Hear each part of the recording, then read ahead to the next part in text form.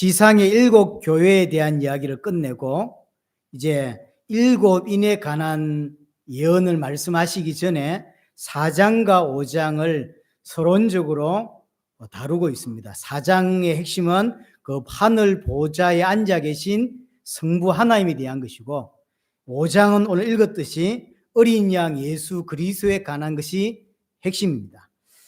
요한을 불러 올려서 굳이 하늘 보좌에 앉아 계신 예수 그리스도와 성부 하나님을 보여주는 이유가 뭐냐? 지금 이 땅은, 요한이 살고 있는 이 땅은 여전히 어렵기 때문입니다. 여전히 환난이 있고 핍박이 있고 성도들 가운데 문제가 있고 가난이 있고 어떤 사람은 순교로 말미암아 교회가 어려움을 당하고 있습니다. 하지만 그 하늘 보좌를 보여주신 이유는 그 하늘 보좌 위에 앉으신 성부 하나님께서 모든 것을 다 컨트롤하고 있고 통치하고 있다는 사실을 알게 하기 위함입니다. 지금 우리가 느낄 때는 순교고 우리가 느낄 때는 문제인데, 그것 또한 하나님이 알고 계실 뿐만 아니라 필요해서 허락하셨다는 거죠. 그것을 알면 지금 이 땅에 일어나는 모든 일들은 하나님의 인도 속에 있다는 걸 알게 될 것이고, 그러면 승리할 수밖에 없는 것이죠. 그것 때문에 하늘 보좌로 불러 올려서 요한에게, 지상교회 대표인 요한에게 하늘 교회를 보여주고 있는 것입니다. 자, 4장과 5장은 장소가 동일한데 초점만 성부 하나님에게서 어린 양 예수 그리스도로 옮겨졌다라고 하는 것이 5장의 차이점입니다. 자, 1절에 보시면 내가 봄에 보좌에 앉으신 이의 오른손에 두루마리가 있으니, 이 보좌에 앉으신 이는 4장에서 성부 하나님이었습니다. 그 오른손에 두루마리가 있는데 그 두루마리는 안팎으로 뭔가 기록되어 있고 7인으로 봉하여져 있다라고 기록되어 있습니다. 자, 이 두루마리 책이라고 하는 게 일단 구약 성경을 배경으로 배경을 하고 있습니다. 구약 성경을 이해하지 못하면, 예를 들어서 구약을 전혀 모르면 이런 설명들이 굉장히 어려워져요. 하지만 지금 이 요한계시록은 일단 기본적으로 유대인에게 주는 책입니다. 유대인은 구약을 능통히 알고 있는 사람들이죠. 그래서 두루마리라고 할 때 그냥 쑥 다가옵니다. 구약의 배경을 가지고 설명하고 있는 것이기 때문에. 두루마리 책이 뭐냐, 이리저리 말이 많은데요. 자, 일단 에스겔을 한번 가보겠습니다. 구약의 에스겔서 2장입니다. 에스겔서 2장 8절부터 한번 보면, 너 인자야, 내가 네게 이르는 말을 듣고 그 패역한 족속같이 패역하지 말고, 지금 하나님께서 이스라엘 백성에게 주는 거거든요. 지금 이스라엘 백성의 상태, 영적 상태가 어떤 거냐면 패역입니다. 그 패역한 상태에 주시는 메시지인데, 9절에 내가 보니 보라 한 손이 나를 향하여 펴지고 보라 그 안에 두루마리 책이 있더라. 10절에 그가 그것을 내 앞에 펴시니 그 안팎에 글이 있는데 그 안에는 그 위에 애가와 애곡과 재앙의 말들이 기록되었더라. 똑같은 이야기죠. 두루마리가 있고 그 안팎에 기록되어 있는데요. 한 가지 더 나아간 것은 그 내용으로 말미암아 어떤 곳은 재앙이 있고 애곡이 있다라는 이야기죠. 3장, 에스겔 3장에 보면 또 그가 내게 이르되 인자야 너는 발기란 것을 먹으라. 이게 두루마리입니다. 너는 이 두루마리를 먹고 가서 이스라엘 족속에 말해라. 그냥 우리가 말하는 책이 아니라는 거죠. 두루마리를 먹으라고 이야기하고 있고, 그래서 3절에 보시면 2절에 내가 입을 벌려서 그 두루마리를 내게 먹이심에 내게 이르시되 인자야 내가 네게 주는 이 두루마리를 내 배에 넣으며 내 창자에 채우라. 이게 채워 소화하라는 거예요. 이 두루마리 기록된 하나님의 말씀을 내 속에 채워서 소화하라는 이야기죠.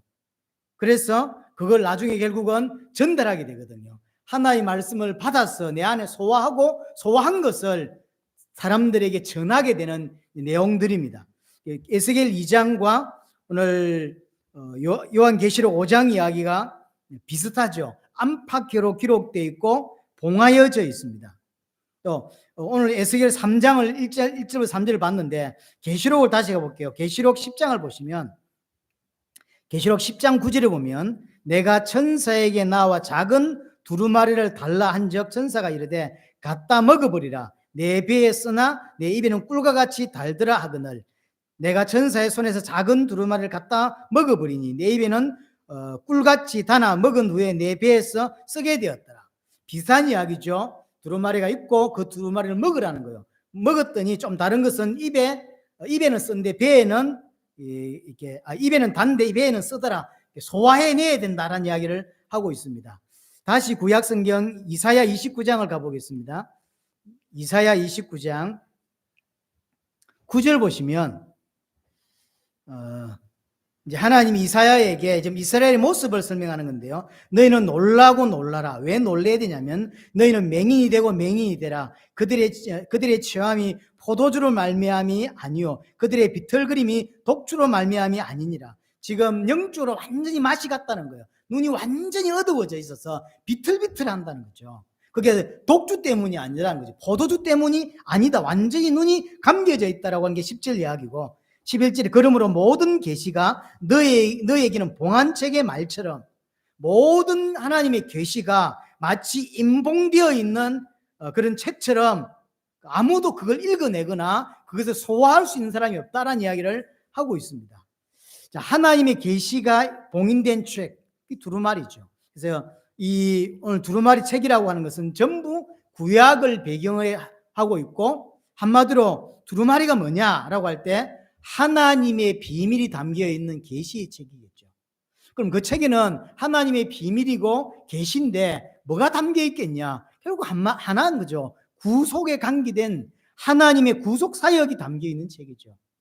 정확하게 신구약 전체를 통해서 어떤 내용이 들어있는지는 아무도 모릅니다. 하지만 이 내용을 통해서 소화하고 그 다음에 이렇게 또 전달하고 그걸로 말미암아 구원받고 어떤 사람은 멸망을 받는 상황들이 나타나죠. 결국은 이 두루마리 책의 핵심은 구속에 관계된 이야기다라는 걸 알 수가 있고요. 구속의 전 과정이 담겨 있다는 걸 알 수가 있습니다. 결국은 우리가 가지고 있는 성경이 말하고 있는 구원의 진리와 내용과 다르지 않다는 거죠. 다만 유대인들을 이해시키기 위해서 유대 문학에서 계시 또는 묵시 이런 걸 이해시키기 위해서 두루마리라고 하는 책을 이제 상징적으로 쓴 거예요. 우리에게는 설명이 필요하지만 유대인들에게는 두루마리라고 하는 것은 어떤 묶여져 있고 어떤 계시의 책 또는 묵시의 책. 요한계시록 정확하게 말하면 요한묵시록입니다. 정확하게 말하면 우리에게는 계시라는 단어가 더 익숙하긴 하지만 여하튼 유대인들을 이해시키기 위해서 이 표현들을 쓰고 있는 것입니다. 자, 그럼 두루마리 책이 왜 구속에 관한 구속 역사를 다루고 있는 책이라고 확신할 수 있냐 하고 하는 것은 다시 계시록 10장을 가보겠습니다. 계시록 10장에 보면 아까 읽어봤으니까요. 계시록 10장 8절에서 10절 우리가 잠깐 읽었는데 먹으라고 하죠. 이것은 이 두루마리는 아까 5장에 읽었던 두루마리와 동일한 것이고요. 입에는 답니다. 네. 먹고 나서 배에는 쓰다라고 이야기를 합니다. 그리고 두루마리를 다 소화하고 나서 먹고 소화하고 나서 백성들에게 예언을 하게 되는 장면이 나왔고 이가 좀 전에 읽었던 에스겔 3장 1절에 4절하고 똑같은 이야기죠. 두루마리를 먹으라 그랬고 그걸 창자에 채우고 소화하라 그랬죠. 먹었더니 입에는 단데 배에는 쓰다라고 되어 있습니다. 그걸 이제 이스라엘 백성들에게 고하라고 3장 4절에 이야기했거든요. 차이점이 뭐냐? 에스겔 3장과 계시록 10장의 차이점이 뭐냐면 대상이 조금 달라요. 대상이 계시록 10장은 많은 백성, 나라, 임금이라고 되어 있고 에스겔 3장은 이스라엘이라고 되어 있어요.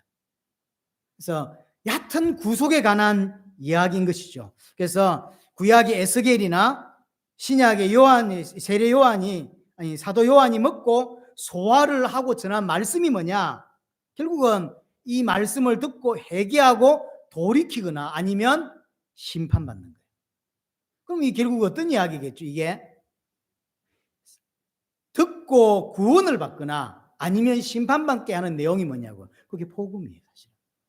그래서 성경 안에 있는 것처럼 아브라함 이야기, 다윗 이야기 이런 이야기처럼 써져 있는지 아니면 어떻게 써져 있는지 분명히 알 수 없습니다. 하지만 두루마기를 먹고 거기서 소화해서 이스라엘 백성과 전 만방의 여러 임금들에게 전하는데 이걸 듣고 받아들이는 자는 구원을 받고 받아들이지 않는 자는 심판을 받는다라고 하는 거죠.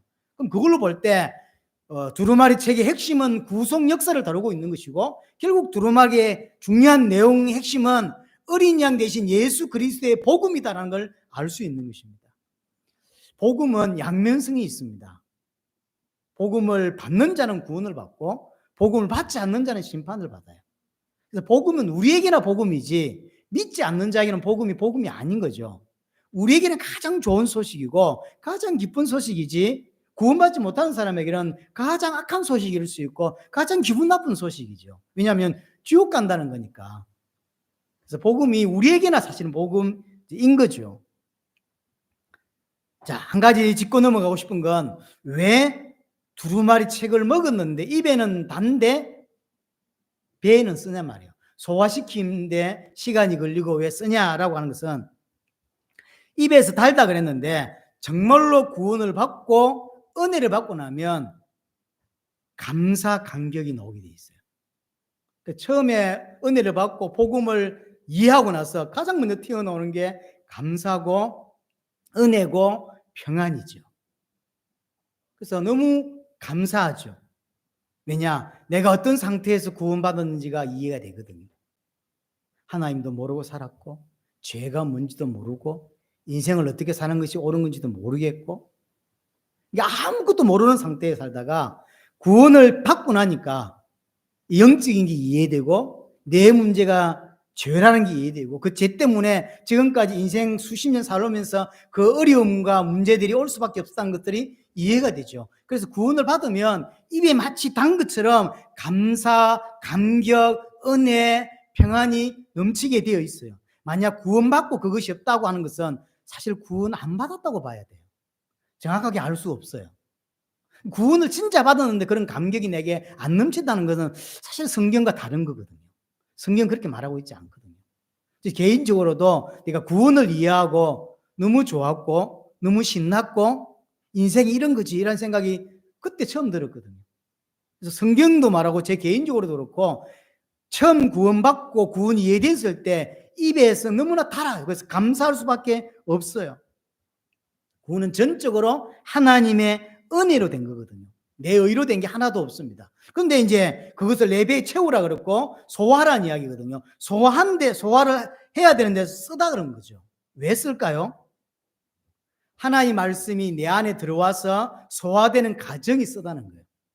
그러니까 정말로 구원을 받았어. 하지만 여전히 내게 뭐가 남아있냐면 나 중심적이고 육신적이고 세상적이고 하나님을 알고 하나님을 위해 살겠다고 고백했지만 여전히 나를 위해 살아가는 나의 모습을 보면서 힘이 들죠.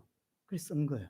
이게 너무 감격되고 눈물도 나고 막 이랬는데 이제 그걸 내 것으로 소화하고 그 복음으로 살아가려고 하니까 부딪힘이 생겨요. 너무 좋은데 삶에서 돌아가서 삶으로 돌아가니까 그렇게 안 사라질 때가 너무 많더라는 거죠. 여전히 내 육신적인 것이 보이고 여전히 주님이 십자가 지는데 나도 십자가 지고 싶은데 안 지어지고 가능한 편한 대로 살고 싶지 주님이 원하시는 대로 살고 싶지 않아요. 그래서 배에는 계속 써요. 너무 감사한데 이게 안 따라주는 거죠. 가끔 하나님을 대적하는 내 모습에 너무나 낙심하고 실망되고 그래서 소화될수록 그것이 내 말씀이 되면 될수록 쓰리고 아픕니다. 그게 성도입니다. 복음이 내 안에 들어와서 내 안에 복음 아닌 것들하고 계속 충돌이 일어난다고. 이를 사고 싶어. 근데 한쪽은 아니야. 그리 사는 사람이 기독교 몇 명 된다고 그냥 그리 살아. 적당히 살아. 이게 계속 충돌이 일어나는 거예요. 복음은 나를 계속 부인하게 만들고 십자가 지는 인생으로 만들어 가는데 한쪽에서는 기쁜 한쪽에서는 자꾸 그걸 거부하고 싶은 거죠. 사실 복음이 하나님 앞에 양심적으로 좋아요. 하지만 복음으로 살기가 힘이 들 때가 있어요. 그래서 쓴 거예요. 처음 구원받을 때 너무 감격되고 이렇게 살았으면 좋겠다 했는데 실상 삶으로 적용 들어갈 때 소화될 때는 그게 안 되는 거죠.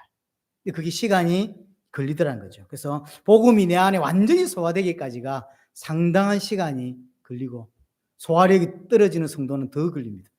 그래서 한참 시간이 걸리고 부딪히고 부담되고 너무 좋은 것들인데 안 그래요? 너무 좋은 것들인데 사실은 내게 부담이 돼요. 주를 위해 산다, 세계복음을 한다, 선교사를 돕는다, 하나님의 영광을 돌리는 너무 좋은 거잖아요. 하지만 그렇게 하기 위한 나의 행동들이 옮겨져야 되는데 너무나 부담돼요. 힘이 들 때가 있고 부딪히죠, 계속 내 속에서. 자, 2절 3절로 다시 이제 본문에 돌아가서 가보면 두루마리를 이제 두루마리가 딱 보고 그 두루마리가 인이 7개가 이렇게 딱 봉해져 있는 거죠. 하나님의 신적인 능력을 설명하는 거예요. 완벽하게 봉해져 있다. 하나님의 책이다라는 걸 보여주는 것이고요.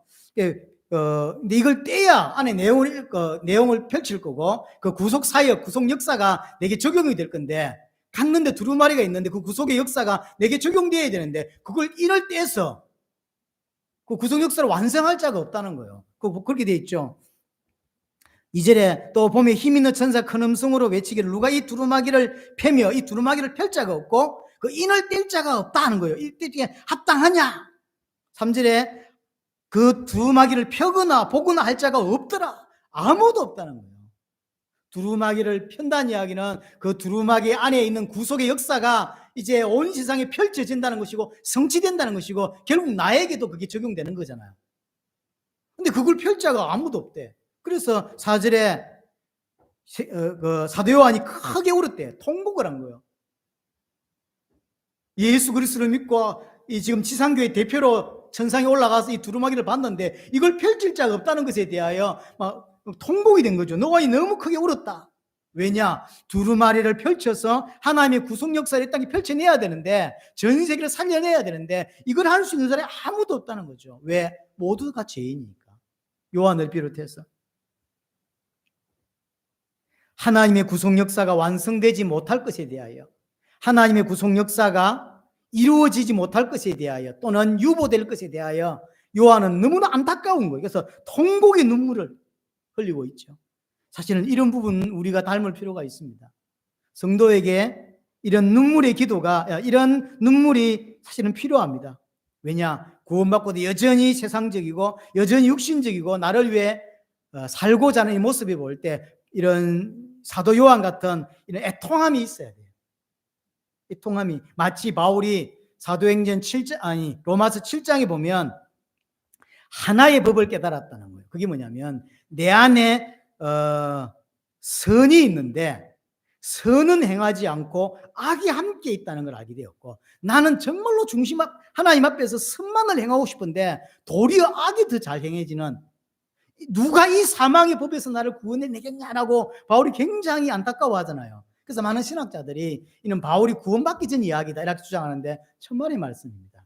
구원받고 난 이후입니다. 구원받고도 이 로마서 쓸 때는 이제 세계복음을 향해 달려가면서 3차 전도 여행 때 쓴 거거든요.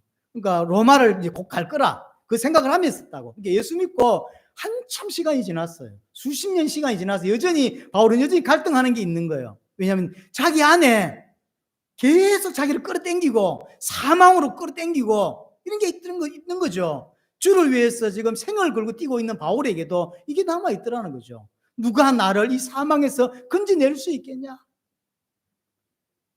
자세히 내 안을 들여다보니까 정말로 주를 위해 살고 싶은 게 있어요. 그런데 한쪽은 보니까 아니요. 악이 함께 있더라는 거죠. 사실 우리에게 이 은혜가 사실은 필요합니다. 나를 보면서 하나님 정말로 성경대로 복음대로 살고 싶습니다. 나는 왜 이리 연약합니까? 라고 하는 애통함이 우리에게 필요한 게 사실이거든요. 이런 바울 같은 은혜가 우리에게 필요합니다. 분명한 건 빌립보서 1장 6절에 너희 안에 착한 일을 시작하신 이가 그리스도 예수의 날까지 분명히 이루신다라고 하나님 말씀하고 있다는 거죠. 우리의 지금 상황과 상관없이 하나님 반드시 나를 하나님 백성다운 모습으로 만들어 갈 거라고 하는 말씀을 주고 있다는 거죠. 그래서 5절에 장로 중에 한 사람이 내게 말하되 울지 마라. 울지 말라는 거죠. 왜 울지 말라냐? 어린 양 예수 그리스도가 있다. 6절에 보니까 어린 양 예수 그리스도가 다 이겼다는 거예요. 어린 양 예수 그리스도가 다 이겼다는 거죠. 근데 이 어린 양은 이미 죽음을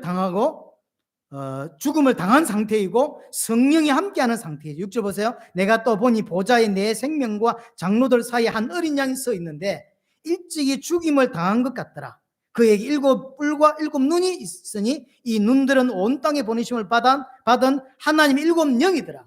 예수 그리스도가 계신데 이 예수 그리스도가 승리자로 서 계신데 벌써 죽음을 당했죠. 그리고 그것으로 인하여 7영, 성령이죠. 성령이 임하여 있는 상태인 거죠. 예수님은 지금 영화 상태에 들어가 있는 거예요. 영화 상태. 여기서 이제 뭘 보여주냐면 7인을 떼야 구원이 완성되는 게 아니에요. 지금 사도 요한도 약간 착각을 했던 것 같아요. 하늘 보좌에서 두루마리를 보여주면서 두루마리를 보여주니까 벌써 요한은 구약을 딱 알고 있는 사람이거든요. 근데 이걸 펼칠 자가 없다는 것 때문에 구속의 완성이 안 되면 어떡하지라고 하는 이런 절박함이 있었는데 오늘 본문을 통해서 뭘 보여주냐면 7인을 떼야 구원이 완성되는 게 아니에요. 구원은 언제 완성되죠? 십자가에서 이미 완성됐어요. 예수님은 영화의 상태에 벌써 있는 것이죠. 예수님이 요한복음 19장 3절에 다 이루었다고 이야기를 했죠. 히브리서에서도 한 번의 제사로 단번에 영원히 온전히 끝내버렸다라고 했죠. 과거, 현재, 미래 다 끝냈다라고 하는 게 신약 성경에서 보여주는 거거든요. 그래서 두루마기를 펴고 그걸 해야만이 구원이 완성되는 게 아니요. 십자가에서 이미 주님이 완성을 하셨다는 거죠. 그래서 구원을 완성해 놓고 7인을 떼는 거예요.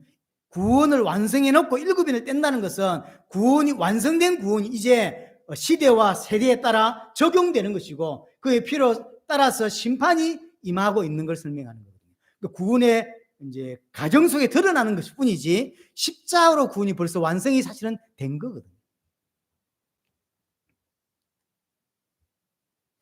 근데 이제 5절에 보면 이 어린 양 예수 그리스도는 누구라고 설명하고 있냐면 유다 지파의 사자고 다윗의 뿌리고 그래서 이 어린 양 예수 그리스도가 완전히 이겼다라고 설명을 합니다. 자, 5절 다시 보면 유다 지파의 사자 다윗의 뿌리가 이겼다. 어린 양 예수 그리스도죠. 이게 어디서 나온 말이냐면 창세기 49장에서 나온 이야기예요. 자, 창세기 49장을 한번 가봅니다.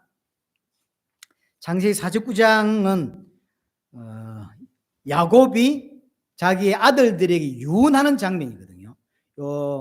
이 부분을 제가 창세기 때 설교를 한 적이 있기 때문에 참고하시고 8절 보세요. 유다야, 그러니까 유다야 너는 내 형제의 찬송이 될지라 내 손이 내 원수의 목을 잡을 것이요. 꺾을 끊는다는 이야기요. 내 아버지의 아들들이 내 앞에 절할 것이다.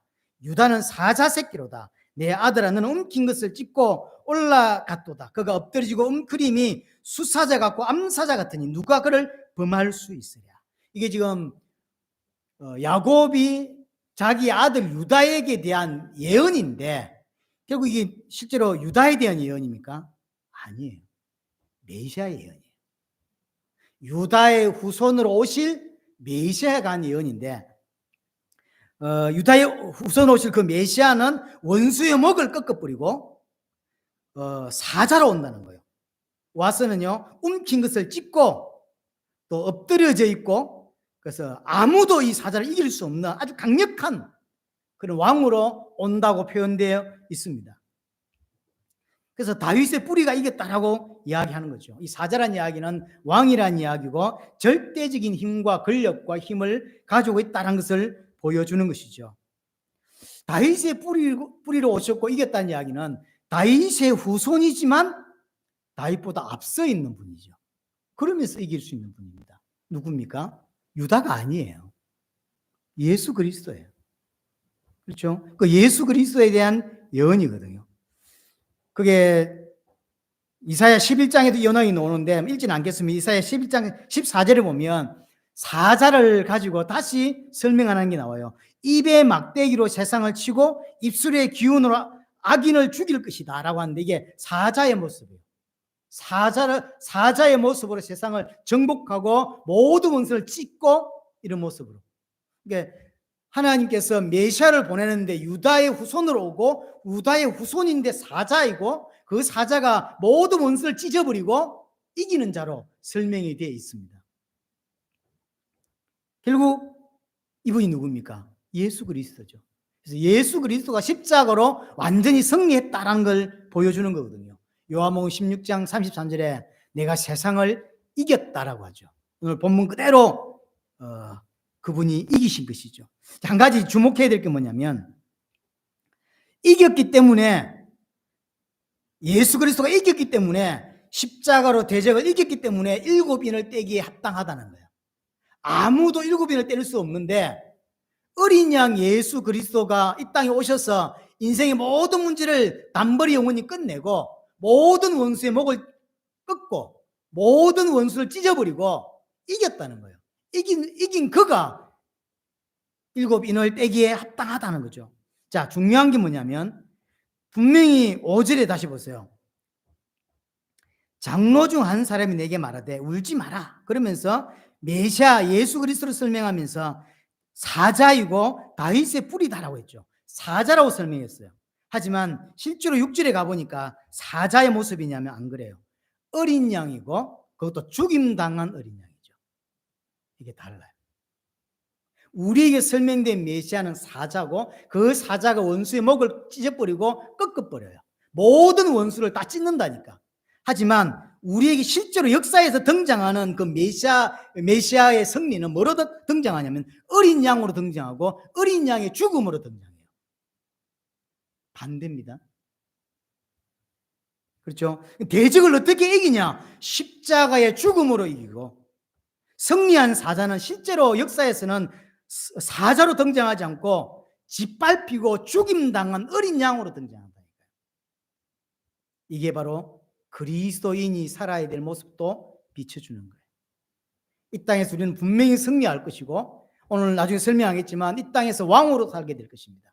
하지만 성도가 이 땅에서 왕으로, 하나님 그리스도를 방불케 할 자로, 하나님의 형상을 가진 자로, 승리할 자로 살지만 그 이 땅에서의 모습은 죽임당한 모습으로 산다는 거예요. 분명히 하나님 우리 보고 사자라고 할 수 있고 왕이라고 말하고 하나님의 백성이고 아들이다라고 말하지만 실제 우리의 그렇게 승리하는 모습은 죽임당하는 모습이에요. 예수 그리스도가 사자고 모든 원수를 찢어버리는 왕이고 왕이시죠. 하지만 그의 실제 역사에서의 삶은 죽는 거예요. 어린 양이라니까. 죽임당하는 어린 양입니다. 마찬가지입니다. 성경에서 우리 보고 우리는 완전히 승리할 자다, 네가 하나님의 백성이고 네가 하나님의 아들이다라고 말하지만 실제 우리 세상에서 그렇게 하나님의 아들의 모습, 승리하는 자의 모습은 죽임당하는 모습이라는 걸 알아야 돼요. 그게 기독교인이에요.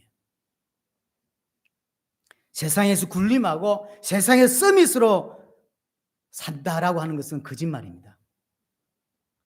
하나님 보실 때 네가 서밋이 맞아, 네가 왕이야, 네가 하나님의 아들이야, 그렇게 말해줍니다. 하지만 이 땅에서의 모습은 그 모습이 아닙니다. 군림하거나 왕으로 서밋으로 사는 게 아닙니다. 죽임당하는 모습이에요. 예수 그리스도의 승리는 이 땅에서 죽는 모양이죠. 십자가로 죽는 겁니다. 그래서 예수 그리스도의 승리는 십자가로 승리하는 거예요. 군사를 일으키고 전쟁을 일으켜서 싹 쓸어버리는 게 아닙니다.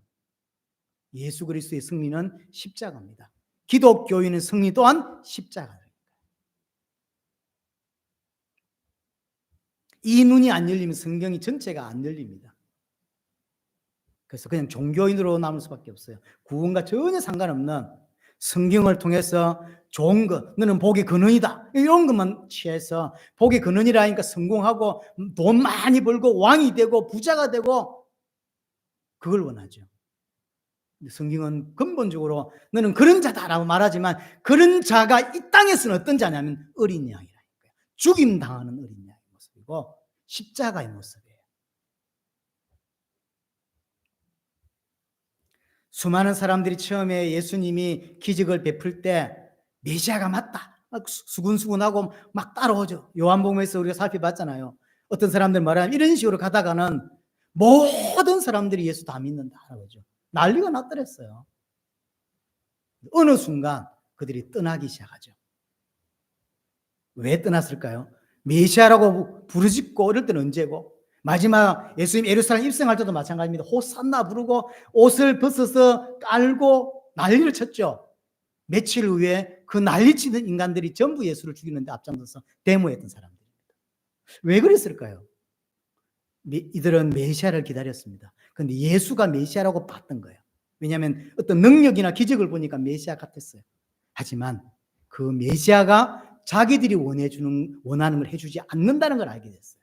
그 메시아는 십자가에 죽는 거예요, 지금. 그런 메시아는 필요 없는 거예요. 그래서 예수를 죽여버리고 자기들이 원하는 메시아가 있단 말이에요. 군사적인 메시아, 경제적인 메시아, 육신적인 메시아. 그래서 로마를 정복하고 우리가 성경에 기록된 대로 다윗 왕이 회복했던 그 영토, 가나안을 정복했던 그 영토대로 회복하는 그걸 원했던 거예요. 근데 그 예수는 그걸 안 해주는 거예요. 이 땅의 기독교인 또 마찬가지입니다. 교회를 와서 뭘 얻기를 원하냐면 왕이 되고 성공하고 서밋이 되고 영광 받는 걸 원한다고. 그걸 위해서 예수를 믿었는데 교회를 좀 다녀보니까 그걸 안 해준다는 걸 알게 된 거예요. 예수가 내게 그거 안 주는 거구나 알게 되니까 그날부터 버린다. 그리고 그걸 버리고 교회를 안 떠난 사람들은 어떻게 하냐면 자기가 원하는 메시아를 딱 만드는 거예요. 그 메시아를 믿습니다. 그 메시아 아닙니다. 우상 숭배예요. 대부분은 교회를 떠난다니까요. 하지만 목사 중에서 이 복음을 깨닫지 못한 목사가 자기들이 원하는 식으로 설교해 줄 때 교회를 남게 되고 남은 자들은 메시아를 그렇게 믿는 거예요. 문제 해결해 주고 자기 심부름도 해주고 나를 성공시켜주고 나에게 응답 주고 나를 치유해 주는 그런 메시아를 원하는 거예요. 실제로 하나님 앞에서 예수님이 그랬잖아요. 내가 믿음을 보겠냐 이러잖아요. 마지막 때. 진짜로 교회 안에서 올바른 성경에서 요구하는 믿음 가진 자가 별로 없어요. 앞으로 마찬가지라니까. 내가 생각한 메시아가 아니요. 내가 생각한 신앙이 아닌 거예요. 그래서 예수를 죽여버려요. 지금도 마찬가지입니다. 지금도 많은 기독교인들이 교회 와서 예수를 죽여버린다니까요. 그런 예수 필요 없다는 거예요. 성경에 기록된 그런 예수 필요 없어요. 내게 응답 주는 예수가 필요하고 치유하는 예수가 필요하고 내게 능력을 갖다 주는 예수가 필요하지. 날 보고 자꾸 십자가 지라고 그러고 어린 양 죽임당 어린 양처럼 살라 그러고 근데 그게 성공이라고 그러고 그게 서밋이라고 그러고 그게 왕이라고만 그런 거 필요 없다는 거예요. 자, 그렇게 하니까 7절에 어린 양이 나와서 두루마리를 취하게 됩니다.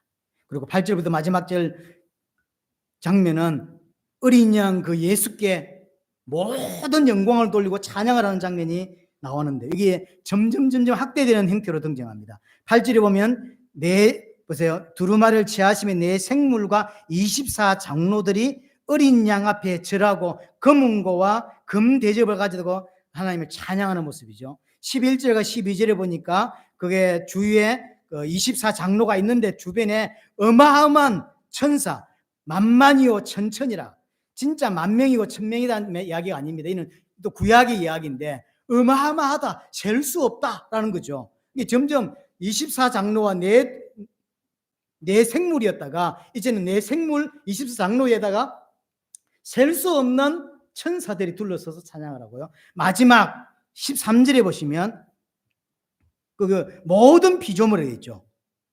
바다 위에 아래 뭐 이렇게 설명하면서 모든 피조물이 하나님께 영광을 예수 그리스도께 영광을 돌리기 위해서 하나님을 찬양하는 장면이 점점 확대되는 쪽으로 설명을 해주고 있습니다. 자, 먼저 9절 10절에 내 생물과 24 장로들이 새 노래로 찬양한다 그러죠. 29절 보세요. 그들이 새 노래를 불러 이르되 쭉 찬양하거든요. 자, 여기서 새 노래가 뭘까요? 2024년에 나온 CCM 우리는 지금 찬송가밖에 못 부르고 있는데 그건 저 때문입니다. 여러분에게 죄송합니다. 제가 노래를 못해서 그런 건데 여기서 새 노래를 불렀다 그래요. 이 새 노래는 최근에 나온 찬송가인가요? 최근에 나온 CCM? 아니에요. 새 노래를 언제 부르냐면 새로운 왕이 저기에 있을 때 부르는 노래가 새 노래예요. 어린 양이 십자가를 통해서 구원을 완성하셨죠. 그래서 이 땅에 하나님의 통치가 임하게 된 거죠. 그래서 모든 사단이 대적 사단이 완전히 결박을 당하고 모든 백성들이 제가 단번에 영원히 해결되는 일이 벌어졌죠. 그래서 그때로부터 이제 그 사람들의 마음속에 영혼 속에 하나님의 나라가 임하게 된 것이고 그 사람들이 부르는 노래, 그게 새 노래. 새 왕이 등장했잖아요. 그래서 부르는 노래가 새 노래입니다. 하나님의 백성 된 자들이 새 왕, 이제 나의 왕에게 노래로 영광을 돌린단 말이에요. 그 노래가 새 노래입니다. 10절에 보시면 그들이 우리 하나님 앞에서 나라와 제사장으로 삼으셨으니 그들이 땅에서 왕노릇을 할 것이다. 그 찬양하는, 그 새 노래를 부르는 찬양하는 자들을 향하여 뭐라고 말하냐면 네가 하나님의 나라다. 네가 하나님의 나라고 네가 제사장이고 네가 왕이다. 이 땅에서 왕노릇을 할 거다라고 예수님 말해요. 우리는 천국에서 하나님과 왕노릇 하는 게 아니라 그건 당연한 거예요. 예수님이 뭐라고 말했냐면 이 땅에서 왕노릇을 해야 된다는 거예요. 이 땅에서 네가 하나님의 나라고 네가 하나님의 제사장이고 네가 왕이다라고 이야기하는 거예요. 예수님이 오셔서 그러죠. 예수님이 오니까 하나님의 나라가 이미 임하였다 그러죠. 예수님이 온 게 하나님의 나라가 임한 거예요. 그래서 내게 예수님이 오셨죠. 벌써 내가 하나님의 나라가 된 거고 제사장이 된 거고 내가 왕이 된 거예요. 사실 이 모습은 예수님의 모습이잖아요. 하나님의 나라가 임하게 하고 참된 제사장이고 왕이란 말이에요. 그런데 이것이 전부 성도들 향하여 사용하고 있습니다. 어린 양의 승리로 말미암아 성도들이 이 땅에서 누릴 축복이 이거예요. 하나님의 나라, 제사장, 왕. 그래서 이 땅에서 왕노릇합니다. 근데 이걸 벌써 베드로가 이야기를 하고 있잖아요. 베드로전서 2장 9절에 너희는 택하신 족속이요 왕이요 왕 같은 제사장이요 거룩한 나라다라고 하잖아요. 같은 말입니다, 이게. 그러니까 우리가 정말로 예수 그리스도 진짜로 믿고 하나님의 백성이 되면 하나님의 나라 내게 벌써 와버렸어요. 예수님이 내게 왔기 때문에 하나님의 나라가 내가 임했고 내가 하나님의 나라예요. 내가 하나님의 나라로 들어가는 것도 맞지만 내가 하나님의 나라가 된 것이고 제사장이고 거룩한 나라라니까. 그게 우리입니다. 이게 성도입니다. 한마디로 그리스도와 온전히 연합한 자, 이걸 구원이라고 말하고 그리스도 연합한 자는 예수님과 똑같은 신분을 가지게 되는 거예요. 그래서 성경이 말하는 구원은 예수 그리스도와 온전한 연합을 이루는 겁니다. 그게 구원이거든. 그래서 예수님의 죽음 안에 나도 죽고 예수의 부활 안에서 나도 살고, 그렇죠? 그게 성도예요. 그래서 예수님은 하나님의 아들이 아니고 우리도 예수 안에서 우리도 하나님의 아들이에요. 예수님은 왕이 아닙니다. 우리가 예수 그리스도 안에서 우리도 왕인 거예요.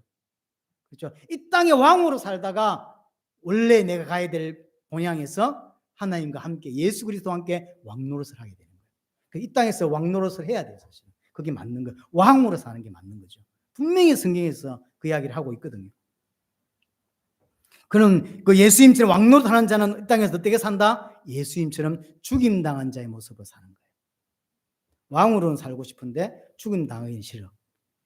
그게 틀린 거예요. 승리하는 자, 하나님 보시기에 승리하는 자, 이 땅에서 죽임당한 자의 모습이라는 사실. 그래서 성도는 이 땅에서 뭐가 죽습니까? 육신적으로 해석하면 안 돼요. 내가 막 지지리도 못 살고 그래서 막 진짜 막 거지처럼 살아. 그 이야기가 아니에요. 뭐가 죽어야 되냐 말이면 육신이 죽고 내가 갖고 있던 세상이 죽는 거예요. 내 머리 안에 있던 세상의 지식과 이론과 사상과 세상의 가치관이 죽는다는 이야기지 거지처럼 산다는 이야기를 하고 있는 게 아닙니다. 돈이 너무 잘 벌리면 잘 버시면 돼요. 그게 하나님 뜻이지. 우린 죽는 자지. 죽는 자가 그 이야기가 아니라니까요. 뭐가 죽어야 되냐면 내 안에 존재하고 있는 세상 것이 죽는 거예요. 세상의 가치관, 세상의 사상, 세상의 이론, 세상의 지식, 이게 싹 다 죽어나가는 거죠. 그래서 골로새서 3장 10절에 너희는 새 사람을 입었으니 지식에까지 새롭게 하심을 받았다 그러죠. 지식까지 완전히 뒤바뀐 거, 그게 구원이라는 이야기죠.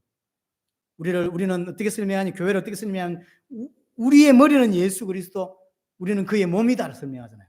내 머리가 지금 있는데 왜 예수님 보고 머리를, 내 머리 어디 갔어요? 참수당한 거예요. 참수당하고 예수님의 머리를 내가 쓴 거죠. 이 말은 진짜 목을 잘라야 된다는 이야기를 하는 게 아닙니다. 순교해도 순교 아니에요. 자기의 의를 위해 순교한 자가 있거든요. 그건 순교 아닙니다. 그렇죠? 이 이야기 무슨 이야기예요? 왜 참수를 당해야 되냐면 내 세상적인 지식과 세상의 야망과 세상의 사상과 세상의 가치관을 싹 잘라내고 예수 그리스도의 가치관으로 딱 쓰는 거예요. 그렇죠? 그게 예수를 머리로 두는 거거든요. 우리는 이 땅의 모든 이론과 지식과 사상과 가치관을 다 잘라내야 돼요. 그래서 그리스도가 머리가 되고 나는 그의 몸된 새 사람이 된 것입니다. 그 새 사람은 그 그리스도를 왕으로 삼았기 때문에 새 노래를 부르게 되는 거예요. 그래서 이제부터는 내가 주인이 아니라 예수 그리스도가 내 인생의 주인이고 예수 그리스도가 내게 왕이 되는 것이죠. 이 사람만 부르는 노래가 새로운 찬양입니다. 새 찬양. 11절 12절을 보니까 보좌와 내 생물들 24장로들 수많은 천사들이 하나님을 찬양하는 장면이 나왔죠. 이 전부 다 구약의 배경을 두고 있는 것입니다. 천사의 숫자가 만만이요 천천이라 셀 수 없다는 이야기입니다. 다니엘서 7장에 나오는 이야기입니다. 히브리서 12장에도 천만 천사라고 표현하고 있습니다. 하여튼 셀 수 없을 정도로 어마어마한 천사와 24장로와 내 생물들이 함께 뭐하냐면 찬양을 하죠. 어마어마한 찬양이죠. 제가 잠시 이 교회 저 교회를 옮기는 사이가 한 달 정도를 이 교회도 가보고 저 교회도 가본 경험이 있어요. 그래서 부산에서 제일 큰 교회를 몇 군데 이렇게 다녀봤는데 큰 교회를 이제 부산의 제일 큰 교회, 지금도 제일 큽니다. 그분 교회를 딱 갔는데 일단 찬양대가 너무나 부럽더라고요. 앞에 이게 마이크 잡고 성가대 말고요. 찬양대만 한 50명 돼요. 거기다가 악기가 한 40명 되거든요. 그것만 100명이요. 성가대가 그 200명이 넘어요. 교회가 엄청 크니까 만 단위니까요. 예배 드리는 것만 1부에서 7부까지만 드리고 그러잖아요. 근데 한번 설교할 때 메시지 20분밖에 안 해요. 그럼 그분 돌아가셨는데요. 진짜 설교 내용도 없어요. 인사하는데 한 5분 걸려요. 나이가 드셔가지고 할렐루야 이러면서 인사. 그리고 네 이번 주에 미얀마 가요. 신학생들의 강의해요. 기도해 주세요. 그거 앞뒤 빼고 나니까 딱 15분 설교하더라고요. 내용도 없어요. 그거 보고도 진짜 분위기가 그날 새신자 등록이 몇냐면 60명 하더라고요. 그 시간대만 제가 간 시간대만 60명 등록했대요. 하루에 주일마다 얼마가 등록하냐면 300명 넘게 등록을 해요. 근데 300명 계속 등록하는데 왜 숫자는 항상 10,000명이죠? 그건 잘 모르겠는데. 그것만 봐도 와 이러죠. 근데 보니까 그 예수 그리스도께 찬양하는 모습이 24장로와 내 생물과 셀 수도 없는 어마어마한 천사들이 엄청난 합창을 하는 거죠. 그걸 요한이 본 거예요. 가슴이 얼마나 뛰었겠습니까? 그 찬양을 보는. 결국은 이걸 왜 보여줄까요? 지금 다시 돌아가면 세상은 지금 난리예요, 난리. 순교하고 교회는 난리치고. 근데 결국 하나님께 영광이 되고 결국 하나님이 다 하시는 거구나 그 알게 되는 거죠. 그 합창의 내용도 보면요. 능력과 부와 지혜와 힘과 존귀와 영광과 찬송이라고 7가지로. 그래서 그 요한계시록은 전부 다 7이라는 숫자로 전부 다 맞춰가고 있습니다. 7 교회를 비롯해서 나중에 그 재앙도 7까지 나오고 7인이라 그러고 막 계속 7이에요. 근데 저번에도 말했지만 교회가 7개밖에 없었습니까? 아니거든요. 전체를 다 7이라는 숫자로 끌고 가고 있습니다. 여기도 마찬가지죠. 7중으로만 찬양했을까요? 아니요. 하지만 7가지로. 왜냐하면 그게 완전수니까. 그래서 온전한 하나님의 백성들이 하늘에서 하나님께 어마어마한 영광을 돌리고 있는 장면들을 보여주고 예수 그리스도는 누구시냐? 그런 찬양을 받으시기에 합당하신 분이다라는 거죠. 우리가 믿고 있는 예수가 바로 그런 분이다라는 걸 보여주는 것이고 마지막 13절 14절에서는 모든 피조물 모든 우주가 온 우주가 하나님을 찬양하는 것으로 마무리가 됩니다. 정리하자면 완전히 승리하신 예수 그리스도를 오늘 보여준 거예요. 이 두루마리 책이 펴지지 않아서 통곡했는데 예수 그리스도가 이거 두루마리를 펼 완전한 자고, 왜? 승리하신 자니까. 십자가에서 단번에 영원히 끝내신 완전히 승리하신 예수 그리스도께 모든 피조목에는 찬양하고 있는 모습이죠.